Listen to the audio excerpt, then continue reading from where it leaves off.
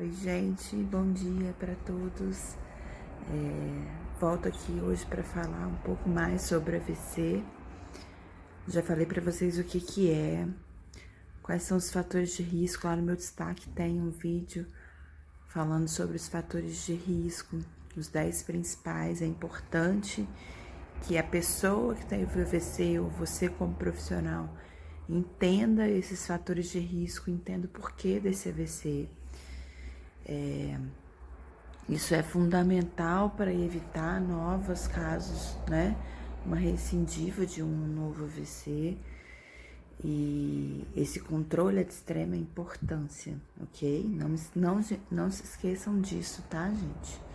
Cabe a nós, profissional, orientarmos, entendermos e falar com o nosso paciente que isso é necessário, tá? Então, a gente precisa pensar nesses fatores de risco, isso é de extrema importância.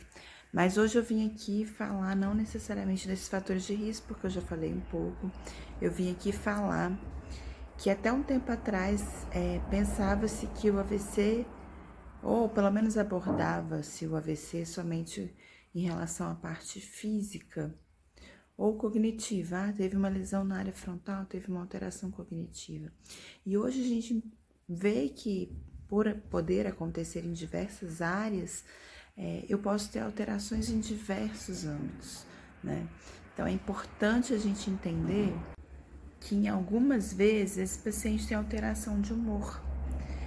Em algumas vezes, esse paciente tem um comportamento diferente do que era antes.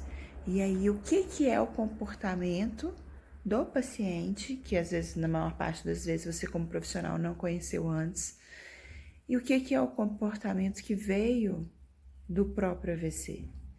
Então, isso é de fundamental importância para a gente entender o quadro do AVC e saber lidar com esses pacientes.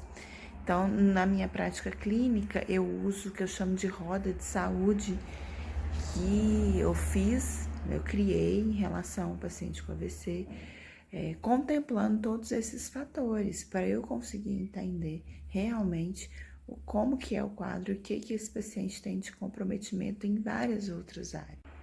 E aí, gente, é a hora que o paciente desaba na sua frente. É a hora que ele realmente, a ficha cai em relação aos comprometimentos. Aí você vai falar assim, nossa, mas eu vou fazer com que o paciente desabe. Isso é importante, não ele desabar, mas ele identificar quais são os reais comprometimentos dele.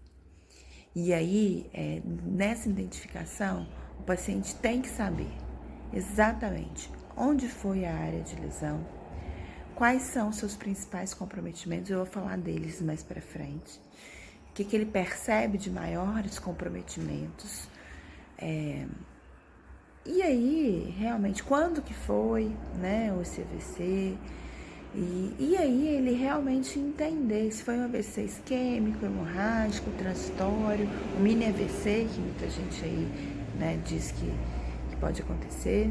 E para mim, esse aspecto global é fundamental para o tratamento desse paciente. Eu posso falar que a minha conduta com esses pacientes se divide em antes e depois dessa abordagem global.